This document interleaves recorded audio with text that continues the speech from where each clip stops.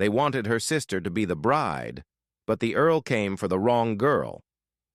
The Earl's hand was supposed to clasp Bessie's on their wedding day, but when he reached across the altar, his fingers found Ethel's instead, and the scandal that followed would either destroy them both or prove that love recognizes no station. Welcome, my beloved. Before we dive into the whole story, please click subscribe and let me know in the comments where you're watching from, because tomorrow I will be giving you another story just as beautiful as this one, and you don't want to miss it. Now let's get into it. Ethelbridge's hands shook as she fastened the last pearl button on Bessie Greenwood's wedding gown. The fabric was imported French silk, the kind that whispered wealth with every movement, and it fit her mistress like it had been painted on. Which, considering the 3 fittings and Lady Greenwood's exacting standards, it practically had been. "You're trembling, Ethel." Bessie's reflection in the mirror wore that serene smile she'd been practicing for weeks. "Surely you're not more nervous than I am." Nervous didn't begin to cover it. Ethel felt like her rib cage had become a prison for her heart, which was currently attempting to beat its way to freedom. She forced her lips into what she hoped resembled a smile. "Just want everything to be perfect for you, miss." Perfect. The word tasted like ash. In 20 minutes, Bessie would walk down the grand staircase of Greenwood House to where Earl Simeon Everett waited. In 20 minutes, the man Ethel loved with a desperation that frightened her would marry her mistress. In 20 minutes, her entire world would end, and she'd have to keep smiling through it. Lady Greenwood swept into the room like a ship in full sail, her burgundy dress rustling with self-importance. "The guests are assembled. Bessie, darling, you look absolutely radiant. The Earl won't know what hit him." Oh, he knew. That was the problem. 2 o'clock, the North Gate. The words had haunted Ethel through a sleepless night. She'd packed a small bag, just her mother's Bible, a change of clothes, and the ribbon from the country fair 2 years ago that she'd kept hidden like a talisman. She'd written a letter to Cook, the only person in this house who'd shown her genuine kindness. And then, at 1:15, she'd unpacked it all, because running away with an Earl was the fantasy of a foolish girl who'd read too many novels. Reality was harsher. Reality was Bessie, who'd never been cruel to her, standing in a wedding dress that cost more than Ethel would earn in 5 years. Reality was Lady Greenwood, who would see Ethel hanged before allowing such a scandal. Reality was a world that would crush them both for daring to love across the chasm of class. So Ethel had stayed. She'd dressed Bessie's hair with flowers, she'd laced the gown, she'd played her part, and Simeon had played his, right up until the moment he didn't. The ceremony was to take place in the drawing room, transformed into something out of a dream with white roses and candlelight. Ethel stood at the back, pressed against the wall with the other servants, invisible as always. She watched Simeon take his place by the makeshift altar, watched his eyes scan the room and find hers. The naked pain in his gaze nearly broke her. Then the music began. Bessie descended the stairs on her father's arm, every inch the perfect bride. The guests murmured appreciation. Lady Greenwood dabbed at her eyes, and Ethel felt something inside her chest crack clean through. Bessie reached the front.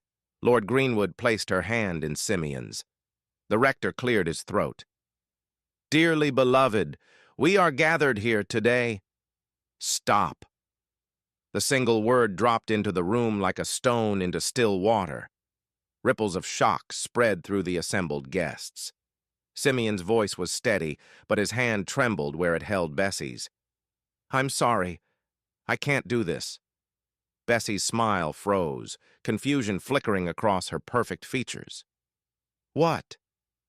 "I can't marry you." He turned to face her fully, and even from across the room, Ethel could see the agony in his expression. "You deserve better than a husband whose heart belongs to someone else." The drawing room erupted. Lady Greenwood's shriek could have shattered glass. Lord Greenwood started forward, murder in his eyes. Guests were on their feet, scandal lighting their faces with the kind of glee that only other people's misfortune could bring. Ethel's instinct screamed at her to run, to disappear into the servants' quarters before this disaster somehow touched her. She took a step backward, but Simeon's eyes locked on hers across the chaos. No. Please, no. He crossed the room in long strides, servants scattering before him like leaves. Ethel's back hit the wall. Nowhere to go, nowhere to hide. And then he was there, right in front of her, and the entire room was watching. Before she could speak, before she could breathe, Simeon's arms wrapped around her from behind, pulling her against his chest. His embrace was firm, possessive, terrifyingly public. Ethel went rigid with shock, her mind screaming danger even as her traitorous heart leapt at his touch. "What are you doing?" she whispered, barely audible over the gasps and shouts erupting around them. "Simeon, what have you done?" She could feel his heartbeat thundering against her spine, could feel him trembling even as he held her tighter. Terror flooded through her, not of him, but of what this meant, of what he'd just destroyed, of the storm about to break over both their heads. Across the room, Bessie stood frozen at the altar, still holding her bouquet of white roses. Her face had gone chalk pale, her eyes wide with a confusion that was rapidly giving way to comprehension. The perfect bride's perfect smile had shattered into something raw and wounded. Their eyes met. Bessie's hand flew to her mouth, and Ethel saw the exact moment understanding dawned. The surprise, the betrayal, the devastating realization that her own maid, had somehow stolen what should have been hers.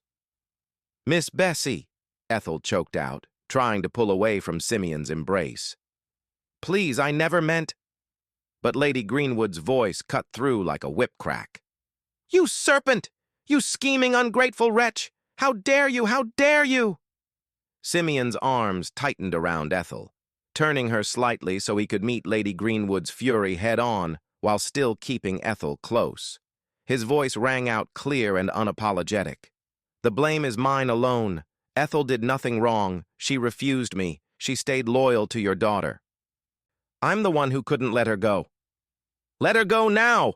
Lord Greenwood roared, advancing with his fists clenched. "Release her this instant, or by God, I won't." Simeon's words were quiet but absolute. "I won't let her go. Not now. Not ever. I should have said this weeks ago, but I was a coward. I'm done being a coward." Ethel could barely process what was happening. She stood trapped in Simeon's arms, caught between the fantasy she'd buried and the nightmare unfolding around them. The weight of 100 scandalized stares pressed down on her. Mrs. Graham's face was twisted with vindication. She'd known. They'd all known something was brewing below stairs. The other servants looked horrified, already distancing themselves from the maid who'd reached so far above her station. And Bessie. Bessie still stood at that altar, her wedding bouquet now hanging limply at her side, tears beginning to streak down her carefully rouged cheeks. The surprise in her eyes had transformed into something worse, hurt, betrayal, and a dawning humiliation that would haunt her for years. "Please," Ethel whispered to Simeon, her voice breaking. "Please, make it fast. Whatever you're going to do, whatever you're going to say, please, just make it fast." Simeon's grip on Ethel loosened just enough to turn her in his arms so they faced each other. His eyes searched hers with an intensity that made her knees weak. "I'm asking you to marry me," he said, his voice carrying across the silent room. "Right here, right now. Choose me, Ethel. Choose us." The world tilted. Ethel's mouth opened, but no sound came out. Marry him? Here? Now? While Bessie stood 10 feet away in her wedding dress, while Lady Greenwood looked ready to commit murder, while the entire county watched with bated breath. "You've lost your mind," she finally managed. "Simeon, you can't just—" I can. I am. His hands came up to frame her face, thumbs brushing away tears she hadn't realized were falling. I've spent 3 weeks pretending. 3 weeks lying to everyone, including myself. I'm done pretending that my heart doesn't belong to you. But the scandal will be enormous, devastating, quite possibly the juiciest gossip this county has seen in decades. A ghost of a smile touched his lips. And I don't care. Let them talk. Let them whisper. Let them cut me from every guest list in England. None of it matters if I lose you. Lady Greenwood's voice shook with rage. You'll lose more than social standing, you arrogant fool. I'll see you ruined, both of you. When I'm finished, you won't be able to show your faces anywhere in civilized society. Mother, please. Bessie's voice was small, broken. She'd sunk onto the front pew, her dress pooling around her like melted snow. Just, please stop. The plea seemed to shock Lady Greenwood into momentary silence. Lord Greenwood moved to his daughter's side, his face purple with suppressed fury but his hand gentle on Bessie's shoulder. Ethel pulled away from Simeon, moving toward Bessie on shaking legs. She dropped to her knees in front of her mistress, ignoring the gasps from the assembled guests. Miss Bessie, I'm so sorry. I never wanted this. I never meant to... To what? Bessie's laugh was hollow. To fall in love with my fiancé? To be so captivating that he'd humiliate me in front of everyone I know? She looked at Ethel, and the pain in her eyes was like a physical blow. I trusted you. You dressed me for this wedding. You helped me plan it. All while... I tried to stay away from him, Ethel said desperately. I swear to you, I tried. I knew my place. I knew this could never... But it did. Bessie's voice cracked. It did happen, and now everyone knows. Now everyone will talk about how Bessie Greenwood wasn't enough to hold her own Earl, how even her lady's maid was more desirable than she was. That's not true, Simeon interjected, moving closer. Miss Greenwood, you're a remarkable woman. You'll make some man an excellent wife, but that man isn't me, and pretending otherwise would have made us both miserable. You deserve better than a loveless marriage. Get out. Lord Greenwood's voice was deadly quiet. All of you. Guests, please leave. This farce is over. The room erupted into motion. Guests scrambled for the door, already composing the letters they'd write, the calls they'd make. The scandal would be in every drawing room by nightfall. Mrs. Graham herded the servants away, but not before shooting Ethel a look of pure venom. Within minutes, only the Greenwoods, Simeon, and Ethel remained. Lady Greenwood pointed a shaking finger at the door. You have 1 hour to collect your things and leave my house. If you're still here after that, I'll have you arrested for theft. Theft? Ethel's voice rose. I've stolen nothing. Those clothes on your back belong to this household. That roof over your head was our charity. And you repaid us with betrayal. Lady Greenwood's face was mottled with rage. 1 hour. Then I never want to see your face again. Simeon stepped between them. She's not going anywhere alone. We leave together. To go where? Lady Greenwood laughed bitterly. What inn will take you? What church will marry you? You think Scotland is far enough to outrun this scandal? You've destroyed yourself for a servant girl who will never be accepted in your world. For the first time, doubt flickered in Simeon's eyes. Ethel saw it and felt her heart crack wider, because Lady Greenwood was right. Where would they go? How would they live? Simeon might have estates and income, but his family would cut him off, his peers would shun him, and Ethel would be branded a home-wrecker, a seductress who'd ruined a good man. I need air, Ethel whispered. She turned and fled before anyone could stop her, her footsteps echoing through the empty corridors of Greenwood House. Ethel made it to the servants' staircase before the sobs overtook her. She collapsed on the narrow steps, pressing her hands over her mouth to muffle the sounds. Everything was ruined. Everything. Bessie's wedding, Simeon's reputation, her own livelihood, and for what? For a love that society would never accept? For a fantasy that couldn't survive in the harsh light of reality? Footsteps on the stairs made her look up. Cook stood there, her weathered face unreadable. "Come on, girl, up you get." The older woman's voice was gruff but not unkind. "No use crying in the stairwell where everyone can hear."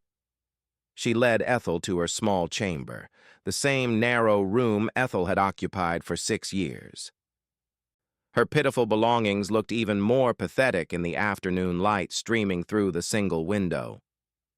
Cook shut the door and settled onto the only chair with a heavy sigh. "You love him," Cook said. It wasn't a question. Ethel nodded miserably. "I didn't mean to. I tried not to. But yes. God help me, yes." "And he loves you?" "He says he does. But Cook, what does that matter? We can't. There's no future for us. Lady Greenwood is right. We'll be outcasts. He'll lose everything because of me." Cook was quiet for a long moment. "My Harold. He was a stable hand. I was in service at a big house in Yorkshire, lady's maid like yourself. We knew we couldn't marry while I was in service, so we waited. Saved every penny. Took us 8 years, but we did it. Got our own little cottage, started our own life." She paused, her eyes distant. "He died 5 years later. Fever took him." "I'm so sorry," Ethel whispered. "Don't be. Those 5 years were the happiest of my life, worth every sacrifice, every hardship." Cook leaned forward. "I'm not saying what that Earl did today was right. He humiliated Miss Bessie something terrible, and that's on his conscience to bear. But I'm asking you this. If you send him away, if you do what's proper and right by society's standards, will you spend the rest of your life wondering what if?" Ethel's throat tightened. "It's not that simple." "Love never is." Cook stood, moving to the window. "He's down in the garden. Been there for the last 20 minutes, pacing like a caged animal. You have a choice to make, Ethel, and whatever you choose, I won't think less of you for it. But make it honest. Make it true." After Cook left, Ethel sat in silence. Through her window, she could see the garden, see Simeon's dark figure moving restlessly among the roses. The same garden where he'd proposed they run away together. The same garden where she'd refused because she was too afraid. She was still afraid. Terrified, actually. But she was also tired of being invisible, of living half a life, of pretending her heart didn't exist.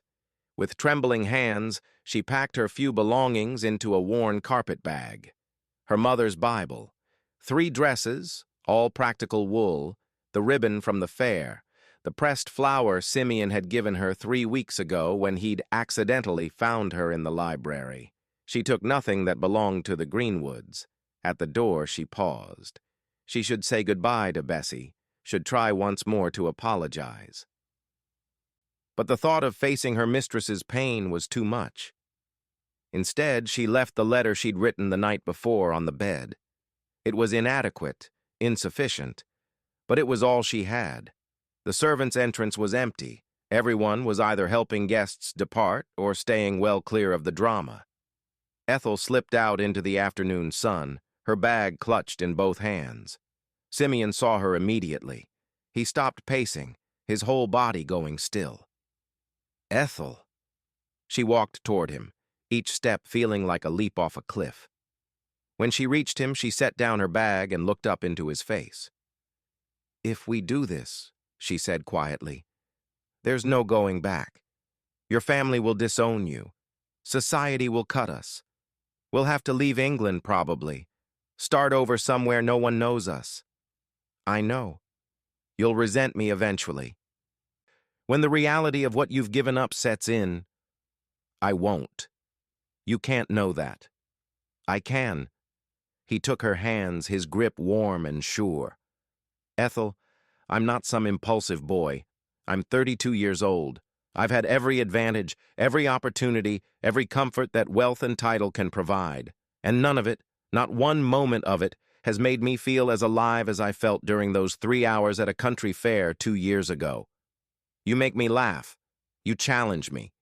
You see me, not my title or my estates or my family name, just me. And that's worth everything. What about Bessie? His jaw tightened. What I did to her was unforgivable. I know that. I'll write to her, apologize properly, make what amends I can. But Ethel, I couldn't marry her. It would have been a lie, and she deserves better than that. Ethel closed her eyes. This is insane. Completely. We'll probably end up poor and miserable. Quite possibly. And you still want to do this? More than I've ever wanted anything. He raised her hands to his lips. Say yes, Ethel. Please. Say yes. She opened her eyes and found him watching her with such raw hope that it stole her breath. Yes, she whispered. Yes, you impossible, reckless, wonderful man. Yes. They were married 3 days later in a small chapel in Scotland, with only the elderly rector and his wife as witnesses. Ethel wore a simple blue dress she'd bought with the last of her savings. Simeon wore his traveling clothes, dusty from the hard ride north. There were no flowers, no music, no guests, just two people and the promises they made before God. When the rector pronounced them man and wife, Simeon kissed her with such tenderness that Ethel's eyes filled with tears. Mrs. McDougall, the rector's wife, dabbed at her own eyes and declared it the most romantic thing she'd seen in 40 years. They spent their wedding night in a modest inn, and Ethel lay awake long after Simeon fell asleep, his arm draped across her waist. The reality of what they'd done was beginning to sink in. She was a countess now, Lady Everett, a title that would mean nothing in most of polite society because of how she'd acquired it. The next morning brought their first real challenge. Over breakfast in the inn's dining room, Simeon opened a letter that had been forwarded from his estate. His face went pale as he read. "What is it?" Ethel asked, her stomach knotting. "My brother." Simeon's voice was tight. "He's heard about what happened. The entire family has. They're cutting me off.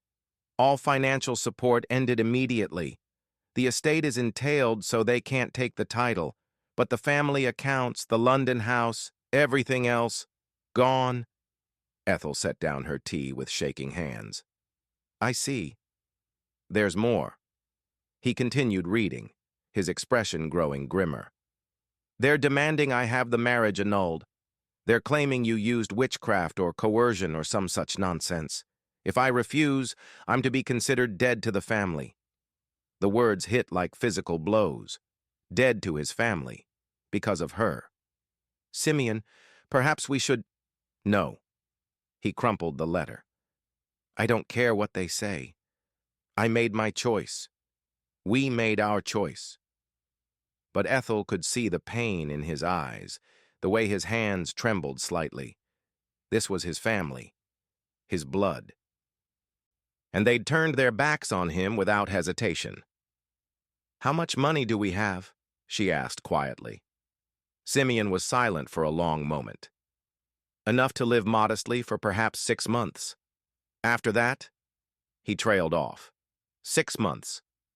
Ethel's mind raced. 6 months to find a way to support themselves.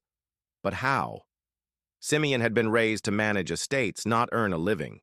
His education was classical, Latin, Greek, philosophy, nothing practical. And she was a lady's maid who could now never work in service again. "We'll figure it out," she said, trying to sound more confident than she felt. "People survive on far less." But over the following weeks, as they traveled from Scotland down through the north of England, the weight of their situation began to press down on them. Every inn they stayed at cost money they couldn't spare. Every meal was a calculation, and the looks they received, the whispers, the judgment, followed them everywhere. In Manchester, a gentleman recognized Simeon and cut him dead in the street. In Liverpool, a boarding house turned them away once the owner realized who they were. The scandal had spread like wildfire, and it seemed there was nowhere they could go to escape it. One evening, in a dingy room above a tavern that was all they could afford, Simeon sat with his head in his hands. "I'm sorry," he said hoarsely. "Ethel, I'm so sorry. I thought love would be enough. I thought we could make this work." She knelt in front of him, taking his hands in hers. "We will make it work." "How? We're running out of money. No one will employ me because of the scandal, and you—" His voice cracked. "You deserve so much better than this." "I deserve you," she said firmly. "And you deserve me. Everything else we'll figure out. Together." But that night, lying in the narrow bed beside her sleeping husband, Ethel allowed herself to wonder if they'd been fools, if love, no matter how deep, could really sustain them against the weight of a hostile world. The answer came from an unexpected source. They'd been in Liverpool for a week, their funds dwindling alarmingly, when Ethel encountered a woman in the market. She was well-dressed but not ostentatious, perhaps in her late 40s, and she watched Ethel with keen interest as Ethel carefully counted out coins for bread. "Forgive me," the woman said in an American accent, "but are you Lady Everett?" Ethel's first instinct was to deny it. But something in the woman's face, curiosity rather than judgment, made her pause. "I am," she said cautiously. The woman's face broke into a smile. "I thought so. I'm Dorothy Lancaster. My husband and I are visiting from Virginia.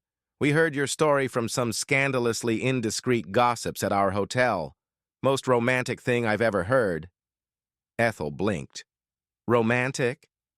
An Earl giving up everything for love, defying his whole class to marry the woman he truly wants? Honey, in America, that's the kind of story people write songs about." Dorothy's eyes sparkled. "Though I suspect the reality is somewhat less glamorous than the gossip suggests." Despite everything, Ethel felt her lips twitch. "You could say that." "Where's your husband?" "Back at our lodgings. He's been writing letters to old friends, hoping someone might offer employment." Ethel's voice caught. "With little success so far." Dorothy studied her for a moment. "Can you read and write? Do figures?" "Yes. My father was a vicar. He educated me well." "And your husband? What are his skills?" "He's educated. Classical training. He managed his family's estates before. Dorothy nodded slowly. "My husband owns a shipping company. We're always looking for educated men who can manage accounts, oversee operations, and we're expanding our Virginia office. We need someone who can handle correspondence, maintain records." She paused. "The position comes with a house. Nothing grand but comfortable. And the salary would be modest by your former standards, I'm sure, but sufficient." Ethel's heart leapt. "Are you serious?" "Completely. Here's the thing about Americans. Lady Everett, we don't care much about scandal or class. We care about whether you can do the work. Your husband wants to prove himself? Let him prove it in a place where his past doesn't matter." Dorothy pulled a card from her reticule. "This is where we're staying. Have him call on my husband tomorrow morning." That evening, Ethel burst into their room to find Simeon staring at yet another rejection letter. She thrust Dorothy's card at him. "What's this?" "Our future. Maybe. Possibly." The words tumbled out as she explained the encounter. For the first time in weeks, hope flickered in Simeon's eyes. "America? It's far from everything we know. But Simeon, that might be exactly what we need. A place to start over, to build something new." He pulled her into his arms. "Are you sure? It's such a risk. We'd be leaving England entirely. What's left for us in England?" She pulled back to look at him. "Your family has disowned you. Society has cut us. At least in America we'd have a chance." The meeting with Mr. Lancaster the next day went better than either dared hope. He was a practical man who cared more about Simeon's education and ability to learn than his scandal-tainted past. By the end of the week, they had positions: Simeon managing the company's expanding textile operations, Ethel keeping the books and handling correspondence. 2 months later, they boarded a ship bound for Virginia. Ethel stood at the rail as England disappeared into the fog behind them.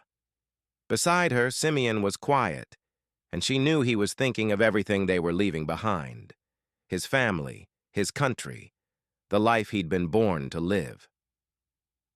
"Regrets?" she asked softly. He turned to her, and the smile that crossed his face was the first genuine one she'd seen in weeks.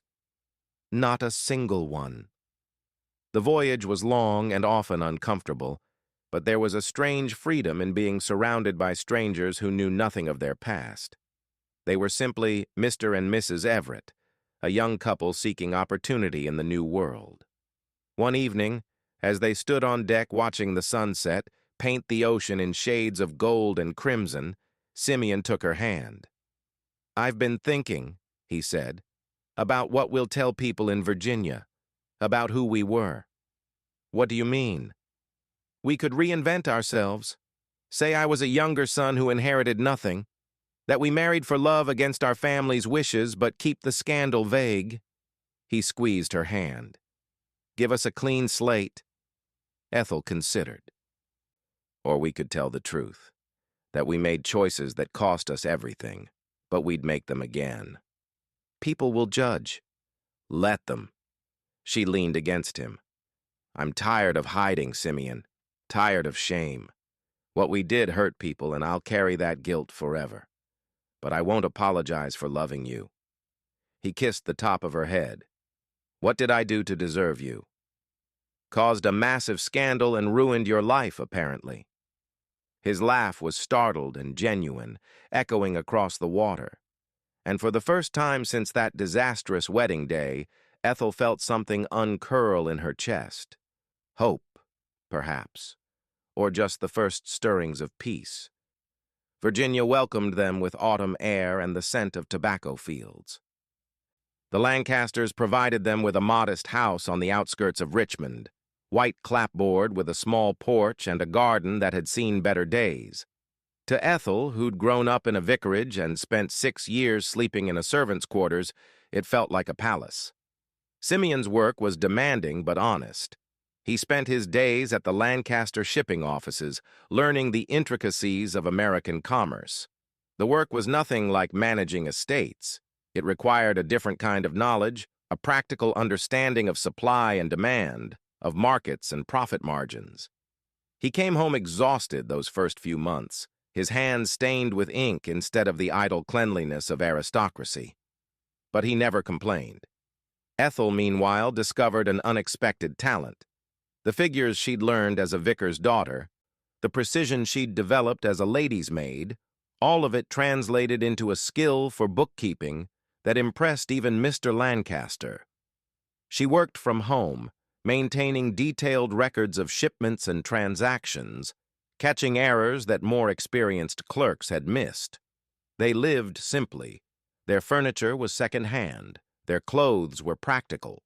The delicacies that had once been commonplace in Simeon's life, imported wines, fine chocolates, elaborate meals, became rare treats they saved for special occasions.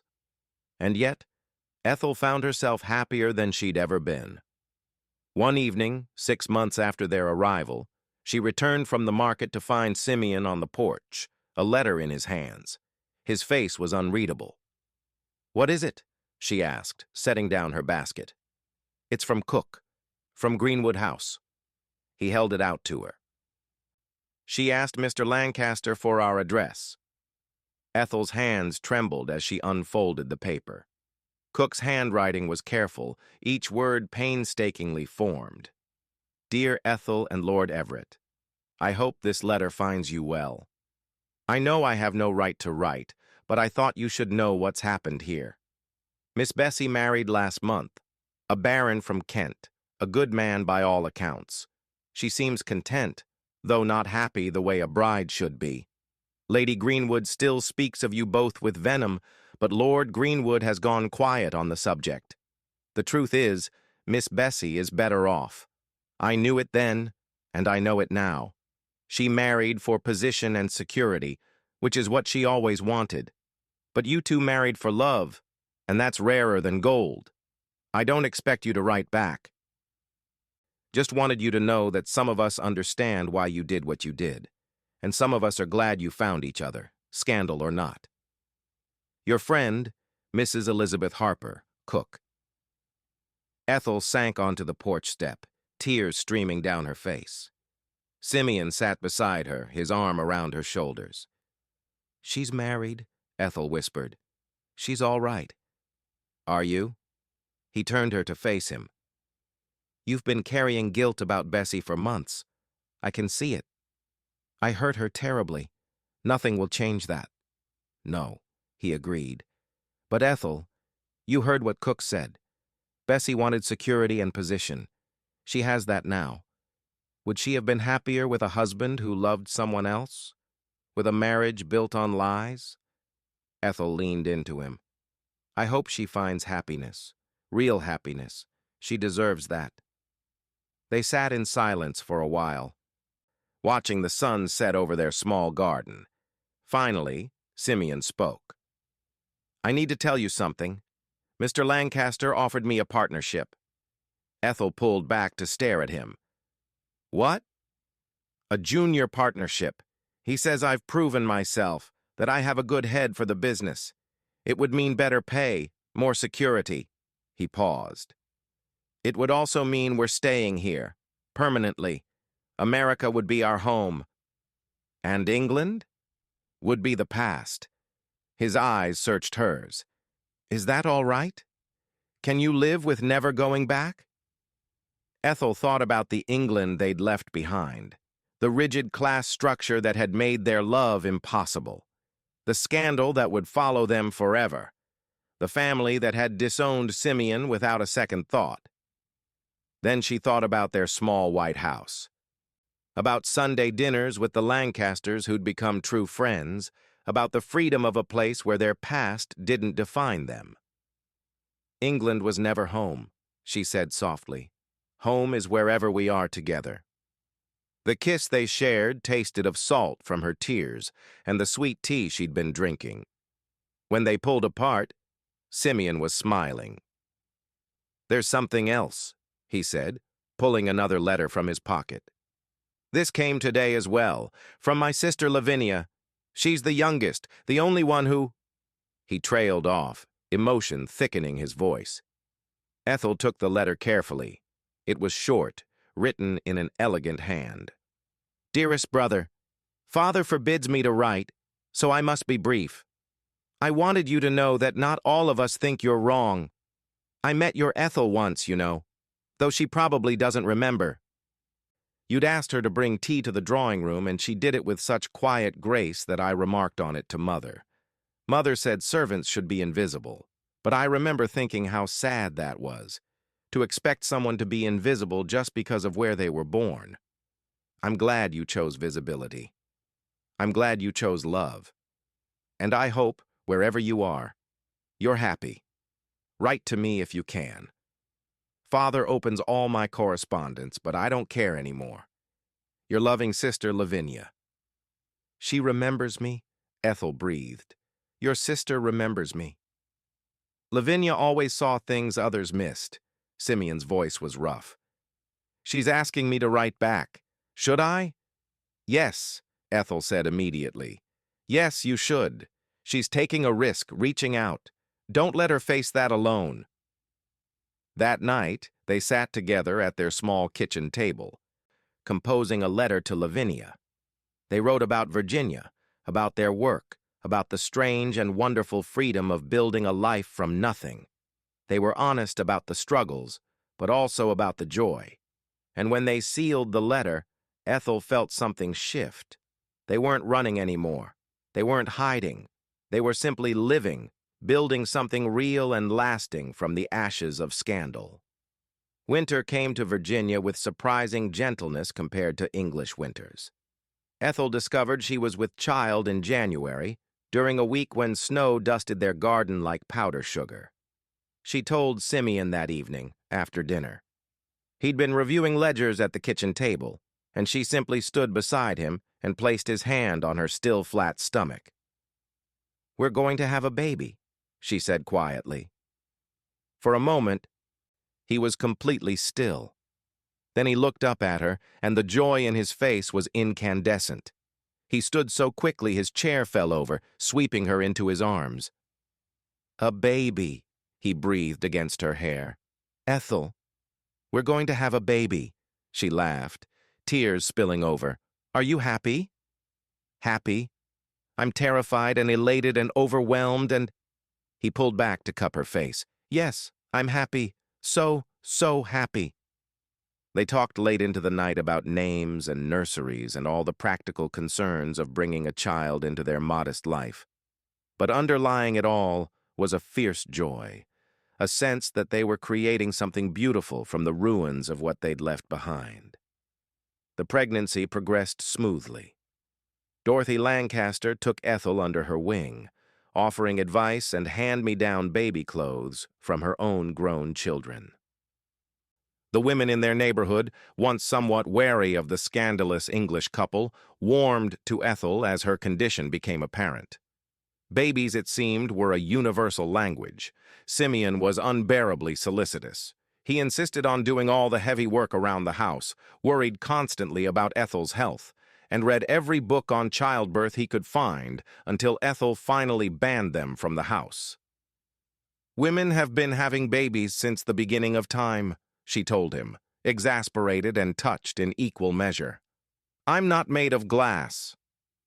"You're carrying the most precious thing in the world," he countered. "Forgive me for being careful." In March, another letter arrived from Lavinia. She'd heard about the baby from Simeon's last letter and was overjoyed. She also had news. Their brother had married, and the match was miserable. His bride was wealthy and titled and made his life a living hell. "Sometimes I think about telling Father that you were right," Lavinia wrote, "that love matters more than position. But he wouldn't hear it. He's too proud. I envy you and Ethel. Scandal and all, you have what most people only dream of. A true partnership. Don't ever take that for granted." Ethel, reading over Simeon's shoulder, felt a pang of sympathy for his brother. "Do you think he's happy? Your brother?" "No," Simeon said quietly. "But he made his choice, just as I made mine. He chose duty and family approval. I chose you." He turned to kiss her forehead. "And I'd choose you 1,000 times over."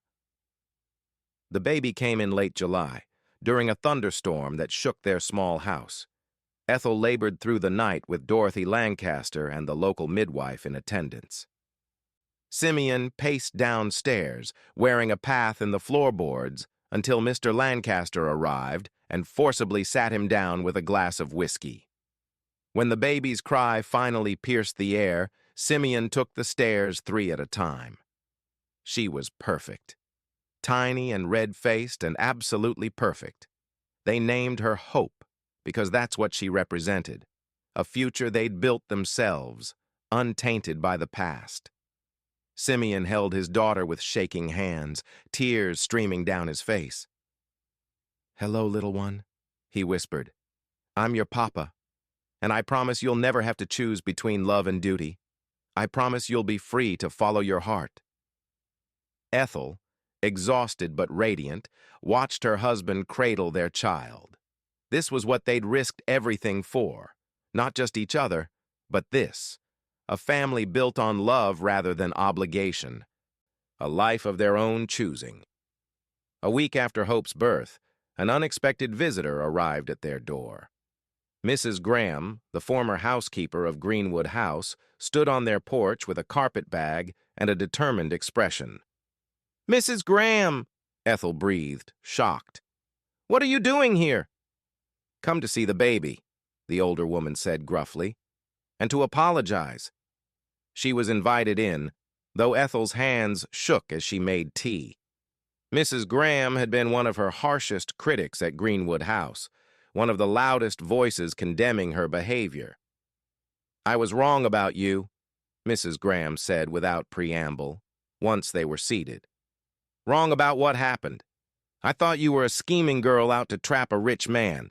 But Cook wrote to me, told me how you tried to stay away, how you'd packed to leave the night before the wedding but didn't have the courage, how Lord Everett was the one who couldn't let you go."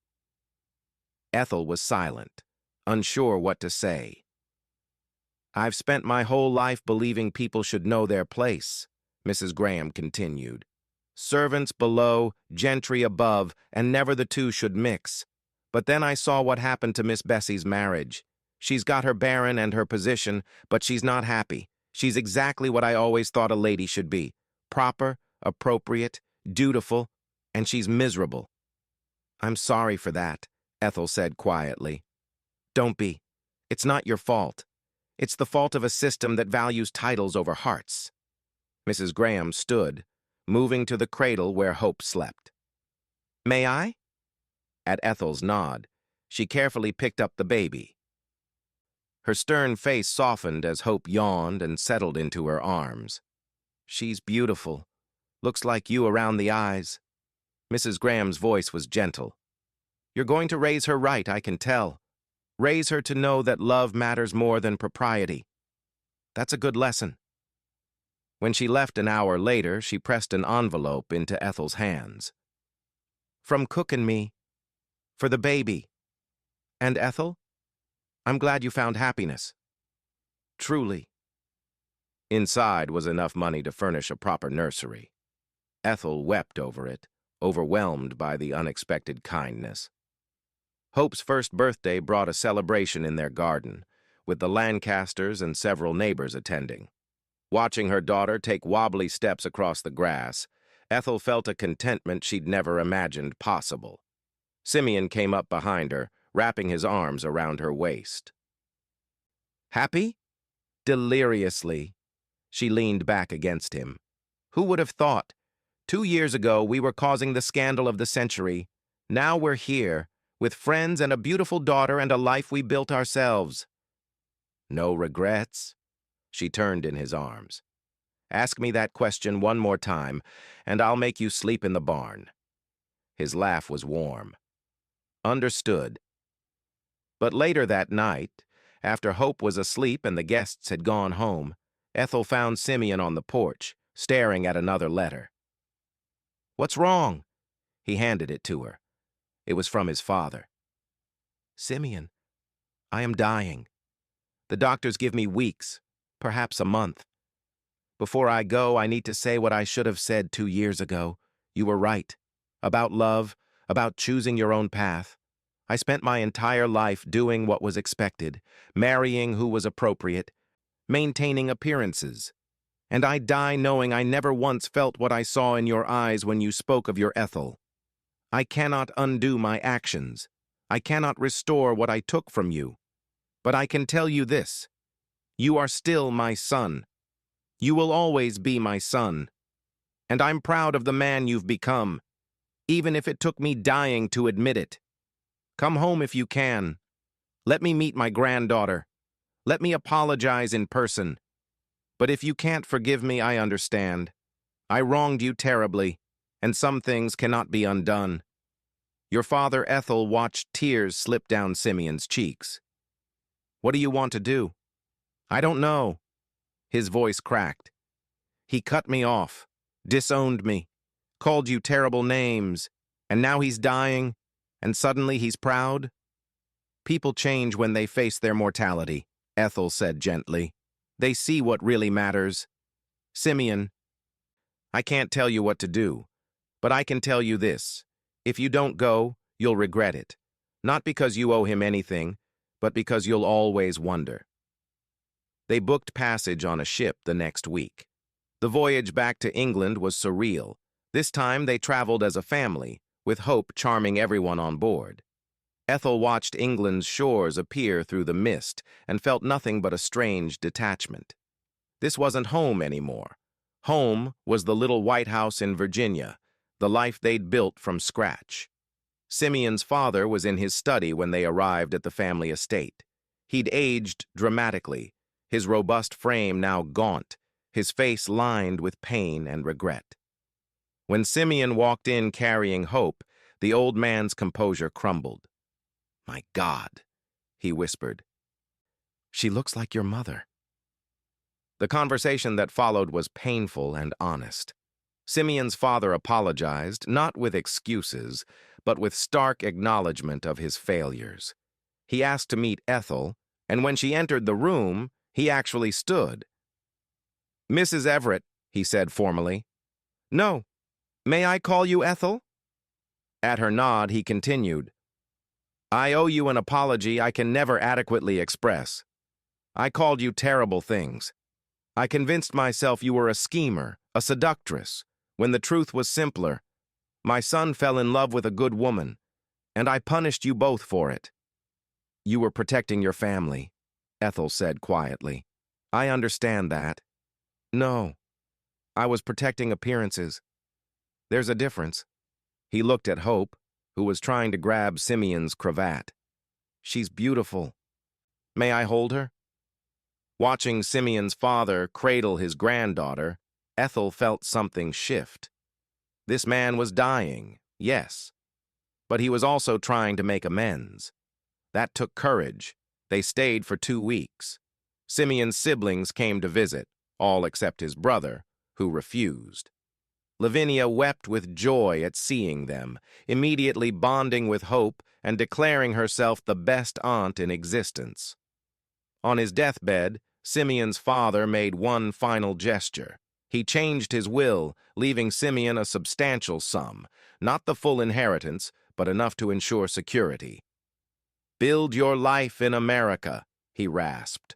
"Build something better than what we had here, a family based on love rather than duty." He died 3 days later, with Simeon holding his hand. They returned to Virginia in autumn as the leaves were beginning to turn.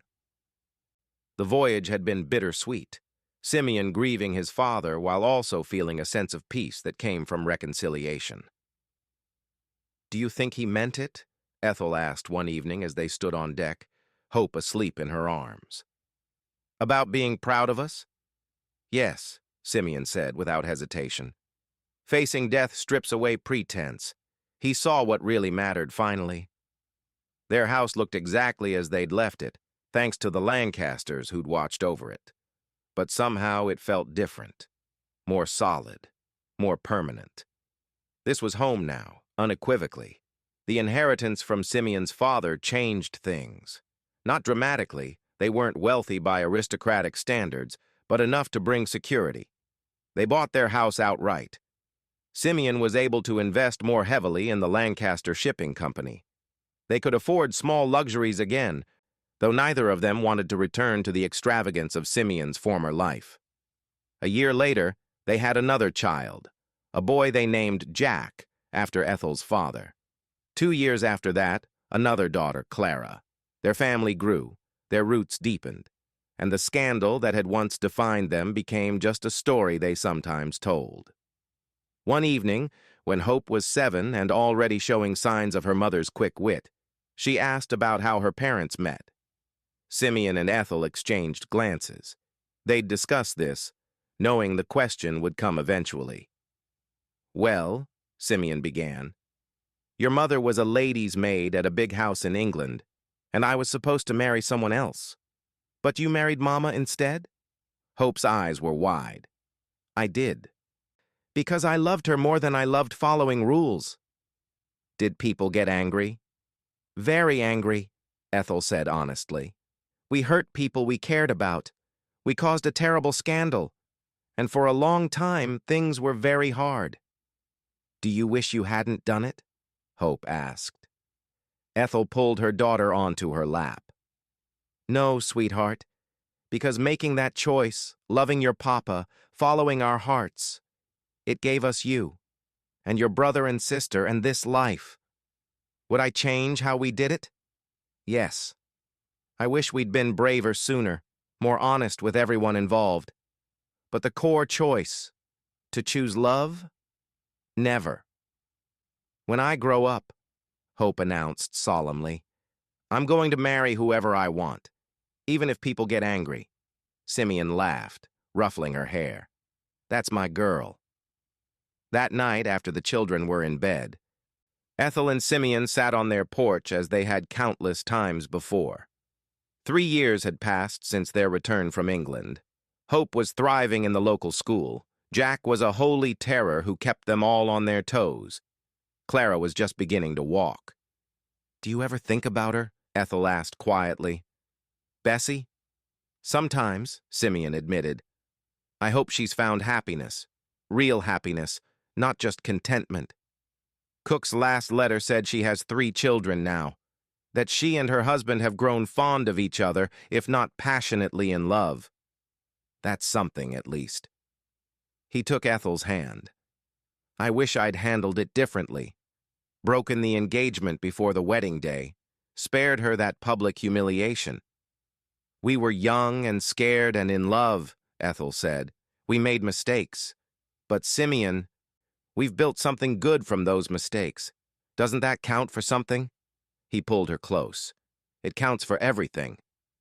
As the stars came out over Virginia, Ethel thought about the journey that had brought them here, the country fair where they'd met, the 3 weeks of stolen moments at Greenwood House, the disastrous wedding that had changed everything, the long voyage to a new world, the struggles and triumphs of building a life from nothing. If she could go back and change it, really change it, would she? No. Because every choice, every mistake, every moment of joy and pain had led them here, to this porch, this family, this life. They'd wanted her sister to be the bride, but the Earl had come for the wrong girl, or perhaps the right girl all along, and in the end, that had made all the difference.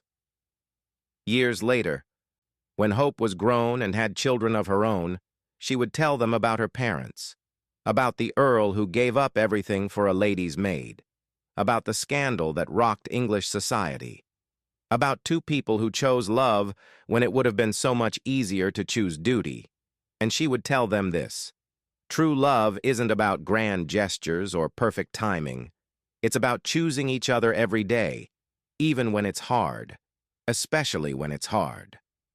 The scandal that had once defined Simeon and Ethel became, in time, a love story, and their children, and their children's children, grew up knowing that sometimes the bravest thing you can do is follow your heart, even when the whole world tells you you're wrong.